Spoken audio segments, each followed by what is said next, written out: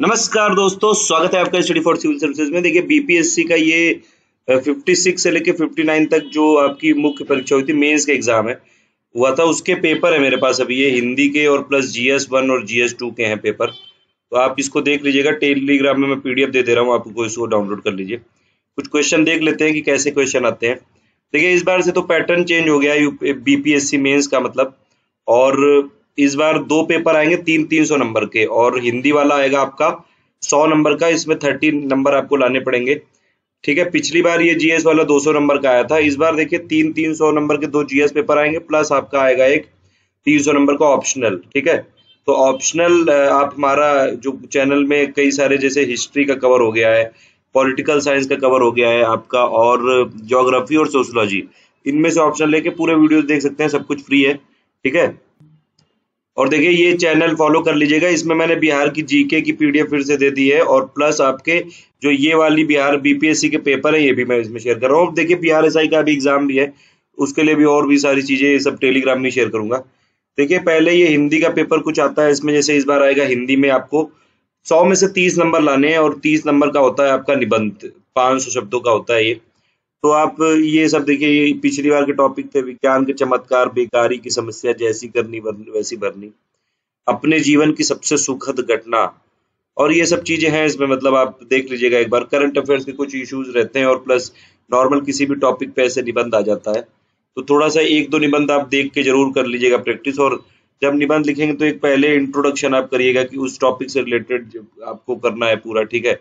और प्लस उसके बीच में फिर का पूरे फैक्ट्स बताना है, डेटा बताना है, प्रोज बताने हैं, कॉन्स बताने हैं, पॉजिटिव नेगेटिव सब चीजें बतानी है। और फिर लास्ट में, फिर बीच में अगर उससे रिलेटेड कुछ गवर्नमेंट का आपका ये अपडेट है, कोई मान लीजिए कोई अगर कोई ऐसी स्कीम है उससे रिलेटेड, या फिर कुछ भी और फैक्ट, और लास्ट में कंक्लूड करके अपना ओपिनियन जरूर दीजिएगा, ठीक है। तो ये है 100 में से 30 नंबर लाने हैं आप, ये वाला। और प्लस या तो ये आप प्रेसी वाला जो होता है आपका 1/3 शब्दों में लिखना है, ये आप पहले इसका पढ़िए और उसको 1/3 में लिख दीजिए, तो 45 नंबर में 30 नंबर तो आराम से लाए जा सकते हैं। उसके अलावा देखिए कुछ इसमें अशुद्ध है, ये भी नॉर्मली लोग कर सकते हैं, कुछ 10 जैसे पिछली बार आए थे इसमें, ठीक है। तो ये है। उसके बाद फिर ये आपका आता है मुहावरे और लोकोक्तियां, इसमें भी काफी सारे लोग कर सकते हैं। तो मेरे हिसाब से कोई हिंदी में कोई बहुत ज्यादा अलग करने की जरूरत नहीं है। 100 में से 30 नंबर लाने हैं तो आपके आराम से। नॉर्मल भी अगर आप यूपी बिहार और किसी नॉर्थ इंडिया के हैं तो आप बिल्कुल आ सकते हैं। लेकिन कुछ चीजें पढ़ लीजिएगा इसमें, जैसे पर्यायवाची पढ़ लीजिएगा, मुहावरे लोकोक्तियां पढ़ लीजिएगा, ठीक है।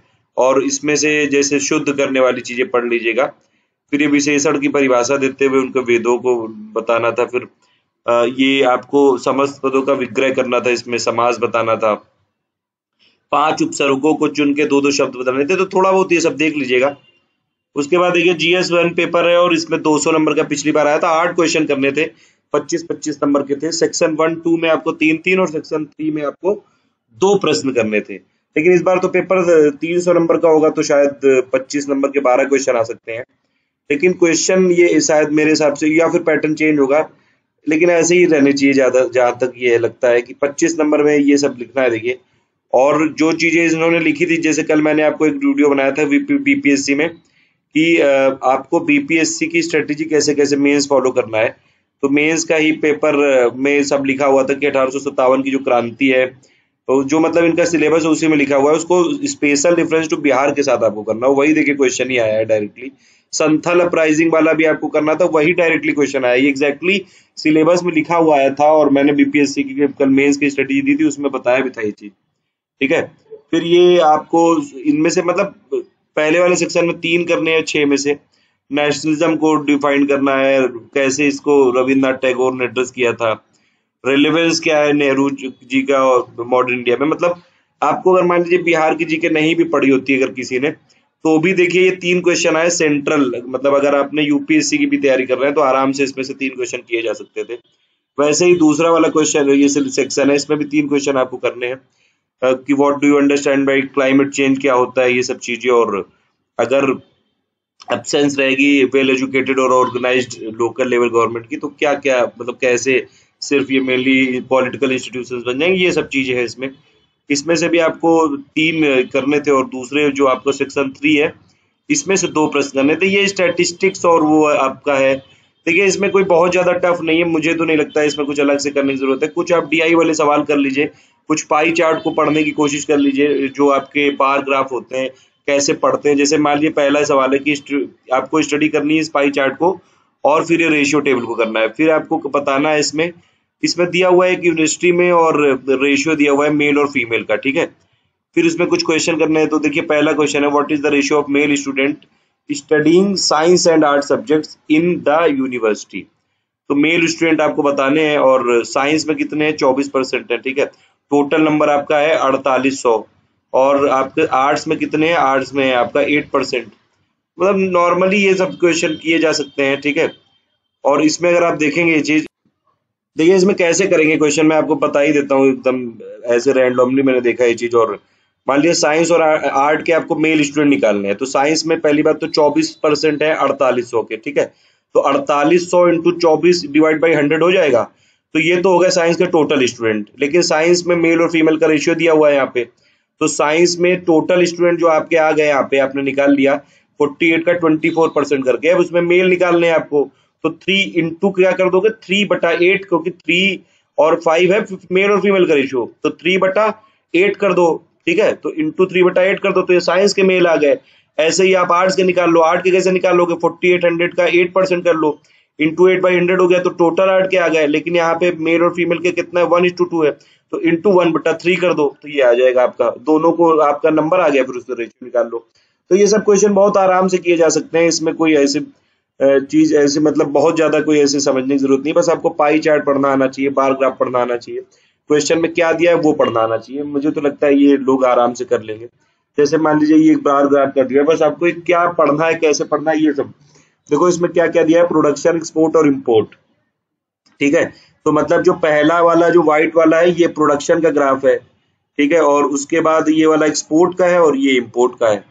तो ये सब चीजें हैं। अब इसमें कह रहा है कि in the case of which commodities are the ratio of production to export highest and lowest. तो सबको आपको निकालना पड़ेगा एक्सपोर्ट का और ये इम्पोर्ट का, सबकी ये दी हुई है और उसमें से हाईएस्ट और करना है। तो ये मतलब बहुत ज्यादा कठिन सवाल नहीं है, आराम से हो जाएगा ये सब चीजों में। मुझे तो नहीं लगता है कुछ ऐसा अलग से पढ़ने की जरूरत है। नॉर्मल भी आपके मैथ के कॉन्सेप्ट क्लियर है, क्योंकि आप अगर स्टेट पीसीएस की तैयारी कर रहे हैं, एसएससी की तैयारी कर रहे हैं, ये सब चीजें आपने देखी होंगी, ठीक है। तो ये बस थोड़ा सा इसमें पढ़ने की जरूरत है इसमें, कि कुछ क्वेश्चन इसके कर लीजिएगा, सी सेट की जो प्रैक्टिस टाइप की उसी टाइप का है ये। ज्यादातर क्वेश्चनों में मैंने देखा है बहुत सिंपल सी चीजें आती हैं, या तो कुछ रेशियो पूछ रहे हैं या परसेंटेज पूछ रहे हैं या एडिशन वाले कुछ चीजें पूछ रहे हैं। तो ये हो गया पेपर 1। और पेपर 2 में फिर देखिए पेपर 2 में भी आपको पिछली बार तो 200 नंबर का आया था, लेकिन इस बार तो आपका 300 नंबर का होगा। पिछली बार 25 नंबर का एक क्वेश्चन था आपका, ठीक है। और उसमें लेकिन एक एक क्वेश्चन में दो दो चीजें दी हुई थी आपको, और इसमें फिर लेकिन इस बार शायद 12 क्वेश्चन आएंगे। देखिए इस क्वेश्चन के लिए मैं इस वाले पेपर के लिए मैंने आपको बताया था पॉलिटी की लक्ष्मीकांत बुक पढ़ लीजिए, और बहुत सिंपल सी चीजें दी हुई है। देखिए पहला क्वेश्चन क्या आया था कि आपको फंडामेंटल राइट को डिस्क्राइब करना था इंडियन कॉन्स्टिट्यूशन के हिसाब से, और जुडिशियल इंटरप्रिटेशन कैसे होता है आर्टिकल 21 में जो मतलब कैसे उसका एक्सपेंड कर दिया है right to life and personal liberty में, क्योंकि सुप्रीम कोर्ट के बहुत सारे जजमेंट आ चुके हैं, बहुत सारे राइट्स को इन्होंने राइट टू लाइफ के अंडर माना है। अभी रिसेंटली राइट टू प्राइवेसी को भी राइट टू लाइफ के अंडर माना है। तो काफी सारी चीजें हैं इसमें। मतलब GS2 के पेपर में भी मैंने जहां तक देखा इसमें कि अगर आपने मान लीजिए बिहार रिलेटेड जीके नहीं भी पढ़ी है तब भी आप आराम से कर सकते हैं। पहला वाला क्वेश्चन तो कर ही सकते थे आप कहीं, अगर टोटल जीएस और करंट अफेयर भी आपका क्लियर हो। फिर दूसरा वाला क्वेश्चन है कि examine the role of caste in electoral politics of India, sorry India में। तो पहला वाला इसका पार्ट कर सकते थे। और फिर ये पूछ रहा है कि 2015 के बिहार इलेक्शन में क्या क्या कास्ट वाला फैक्टर प्ले किया गया। तो थोड़ी बहुत इसमें बहुत ही बैलेंस आंसर लिखना है आपको, किसी भी पॉलिटिकल पार्टी का फेवर नहीं लेना है, चाहे आप किसी भी आपकी जो इंक्लिनेशन हो किसी भी तरफ हो। लेकिन जब आप एग्जाम में लिख रहे हो तो प्लीज ऐसा मत दिखाइएगा वहां पे, ठीक है। किसी भी एक पार्टी के लिए कभी भी मत लिखिएगा, और किसी का पर्टिकुलर नाम तो मत लिखिएगा। बस आप अपने एक न्यूट्रल, अपने आप को न्यूट्रल रख के ही जो भी चीजें एनालिसिस करिएगा, जो भी आपको पॉइंट देने हैं। फिर आपको ये बताना है कि क्या टेंशन एरिया है सेंटर और स्टेट के इंडियन फेडरल सिस्टम में। मतलब सेंटर स्टेट जो इंटर रिलेशन वाला है उस चैप्टर का डायरेक्टली क्वेश्चन आ गया है। तो उसके बाद फिर करंट स्टेट क्या रिलेशन है आपके union government of Bihar state से, ये सब चीजें हैं। मतलब आराम से किया जा सकता था इसमें से। आपको पहले वाले में 3 आपको करने थे, तो आराम से नॉर्मल सी चीजें भी अगर आपको मान लीजिए सेकंड वाले छोड़ भी देते तब भी आराम से हो जाता है ये।